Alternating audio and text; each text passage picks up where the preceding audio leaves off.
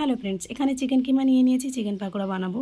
সঙ্গে থাকবেন, ভিডিওটা কন্টিনিউ দেখতে থাকবেন। আদা, রসুন, কাঁচা লঙ্কা নিয়ে নিয়েছি, কেটে পিষে নিয়েছি সব কিছু এর মধ্যে দিয়ে দিচ্ছি। এর মধ্যে দিয়ে দেবো লবণ, শুকনো লঙ্কা, লঙ্কাটা নিজের পছন্দ মতো কম বেশি বাড়িয়ে কমিয়ে নেবেন। দিয়ে দিচ্ছি ব্রেড ছোটো ছোটো করে ভেঙে এর মধ্যে দিয়ে দিবেন।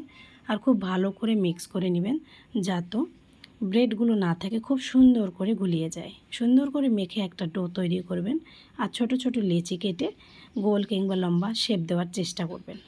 আমি খুব সুন্দর করে শেপ দেওয়ার চেষ্টা করলাম। আমার চ্যানেলে যারা ভিডিওটা দেখছেন প্লিজ সাবস্ক্রাইব করে দিয়ে যাবেন।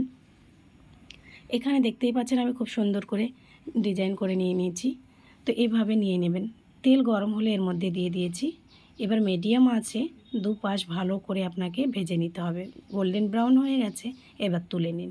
বিকেলের নাস্তায় এই বর্ষার সময় কাউকে যদি দেন কিংবা নিজেরাই খান, সারা জীবন গেস্ট তো আপনার নাম করবে, আপনার নিজেরও সারা জীবন মনে থাকবে। অবশ্যই ট্রাই